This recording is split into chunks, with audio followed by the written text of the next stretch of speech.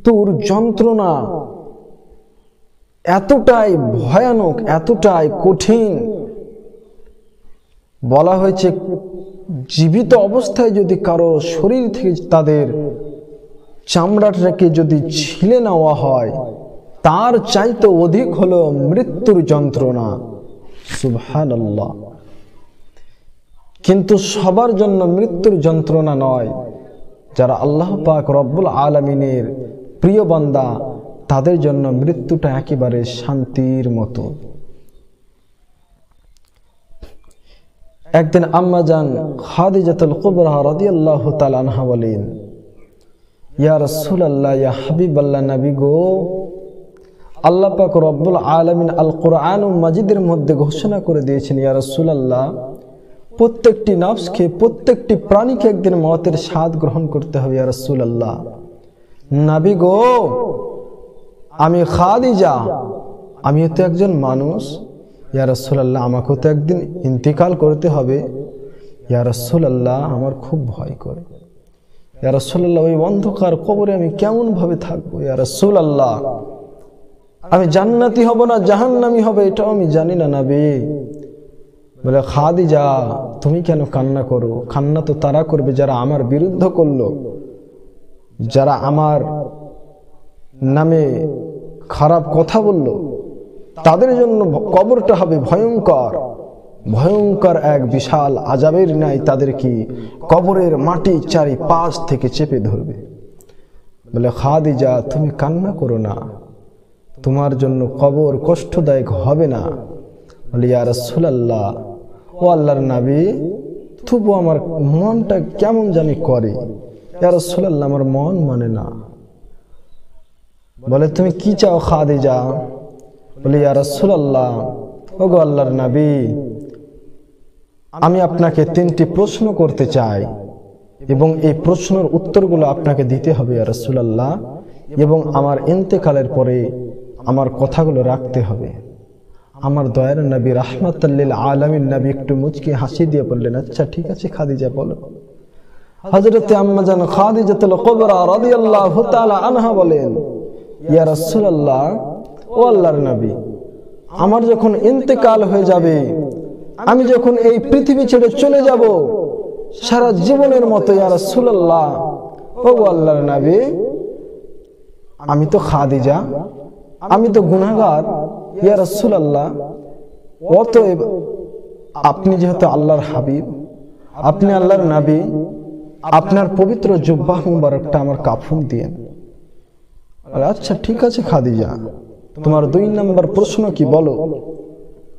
হযরতে আম্মা জান খাদিজাতুল কুবরা রাদিয়াল্লাহু তাআলা আনহা বলেন, ইয়া রাসূলুল্লাহ, আমাকে যখন দাফন করতে যাবেন আল্লাহর নবী, আমাকে যখন ওই অন্ধকার কবরে শোয়াতে যাবেন ইয়া রাসূলুল্লাহ, তখন ওই কবরটা একটু হাত বুলিয়ে দিয়েন। বলে, কেন খাদিজা? বলে, আল্লাহর নবী, আমি জানি যে ওই কবর সবার জন্য যদি আযাব প্রাপ্ত হয়, কিন্তু আল্লাহর নবী, আমি জানি, আল্লাহ খোদার কসম, যেই স্থানে আপনার হাতের ছোঁয়া পড়বে সেখানে তো এই দুনিয়ার কষ্ট তো দূরে থাক, সেখানে জাহান্নামের আগুন পর্যন্ত পৌঁছাতে পারবে না। জোরে বলুন সুবহানাল্লাহ। আল্লাহর নবী বললেন, আচ্ছা ঠিক আছে খাদিজা, তাই হবে। তোমার 3 নম্বর প্রশ্ন বলো। আম্মা জান খাদিজাতুল কুবরা রাদিয়াল্লাহু তাআলা আনহা বলেন, ইয়া রাসূলুল্লাহ, ও আল্লাহর নবী, ও আল্লাহর পেয়ারা, ও আল্লাহর হাবিব সাল্লাল্লাহু আলাইহি ওয়াসাল্লাম, আমার যখন ইন্তেকাল হয়ে যাবে, আমাকে কাফন পরিয়ে দাফন করে সমস্ত মানুষ যখন বাড়ির দিকে রওনা হয়ে যাবে, ইয়া রাসূলুল্লাহ, আপনি তখন আমার কবরের পাশে একটু বসে থাকবেন। বলে, কেন রে খাদিজা? বলে, ইয়া রাসূলুল্লাহ, আমার বড্ড ভয় করে, হয়তো আমি মুনকির নাকিরের সওয়ালের জবাবটুকু দিতে পারবো কিনা আমি জানি না। আল্লাহর নবী, আমি তো জানি আপনি ইলমে গায়বের সংবাদদাতা নবী, আপনি আমার কবরের পাশে একটু বসে মুনকির নাকিরের সওয়ালের জবাবটুকু আমায় বলে দিয়েন। আমি খাদিজা, আমি হতভাগিনী, আমি মুনকির নাকিরের সওয়ালের জবাব তখন দিতে পারবো কিনা জানি না।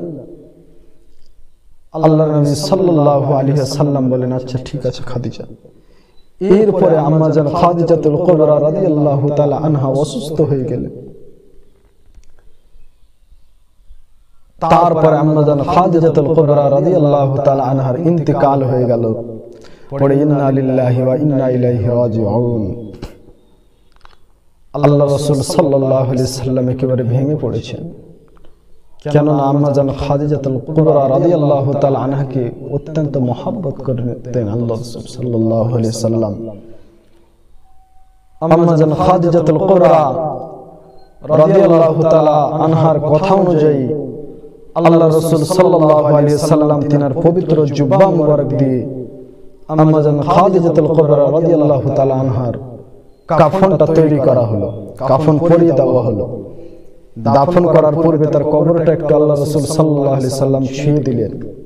আল্লাহ রাসূল সাল্লাল্লাহু আলাইহি সাল্লাম নিজ হাতে তিনাকে দাফন করলেন। এরপর তিনাকে দাফন করা হলো, মাটি দিয়ে দেওয়া হলো। সাহাবা বর্গগণ বলেন, ইয়া রাসূলুল্লাহ, ইয়া হাবিবাল্লাহ নবী গো, আপনি আর কান্না করিয়েন না। ইয়া রাসূলুল্লাহ, আপনি বাড়ি ফিরে চলুন। আল্লাহ রাসূল সাল্লাল্লাহু আলাইহি সাল্লাম বলেন, ও সাহাবারা, তোমরা বাড়ি যাও, আমি যাব না। আল্লাহ রাসূল সাল্লাল্লাহু আলাইহি সাল্লাম মা খাদিজাতুল কুবরা রাদিয়াল্লাহু তাআলা আনহার কবরের পাশে বসে থাকলেন। এদিকে আপনার একদিন চলে গেল, 2 দিন চলে গেল, 3 দিন চলে গেল, মুনকির নাকির আর কবরে আসে না। আল্লাহ পাক রব্বুল আলামিন বলেন, ও জিবরিল, জলদি করে আমার বন্ধুর কাছে চলে যাও, আমার বন্ধুকে গিয়ে বলো সে যেন আর কান্না না করে, সে যেন আর মন খারাপ না করে, কেননা তার বিবির মুনকির নাকিরের সওয়ালের জবাব আমি আল্লাহ নিজেই দিয়ে দিয়েছি। জোরে বলুন সুবহানাল্লাহ। হযরত জিবরিল আমিন আল্লাহ রাসূল সাল্লাল্লাহু আলাইহি ওয়াসাল্লামের কাছে আসার পরে বলেন, আসসালাতু ওয়াসসালামু আলাইকা ইয়া রাসূলুল্লাহ, আসসালাতু ওয়াসসালামু আলাইকা ইয়া হাবিবাল্লাহ। আমার সালাম নেবেন আল্লাহর নবী। আল্লাহ রাসূল সাল্লাল্লাহু আলাইহি সাল্লাম বলেন, ও জিবরিল, কোথা থেকে আসছো বলো। জিবরিল আমিন বলেন, ইয়া রাসূলুল্লাহ, আল্লাহ পাক রব্বুল আলামিন আমাকে পাঠালো আপনার কাছে।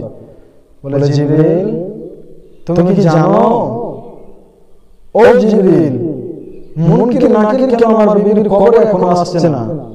বলে, ইয়া রাসূলুল্লাহ, ও আল্লাহর নবী, মন খারাপ করবেন না, বাড়ি চলে যান।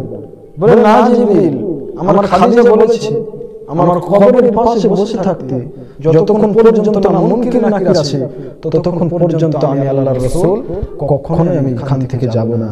বলে, ও আল্লাহর নবী, আপনি বাড়ি ফিরে যান। আল্লাহ পাক রব্বুল আলামিন আমাকে বলে পাঠিয়েছেন যে আপনার বিবির মুনকির নাকিরের সওয়ালের জবাব আল্লাহ তাআলা নিজেই দিয়ে দিয়েছেন।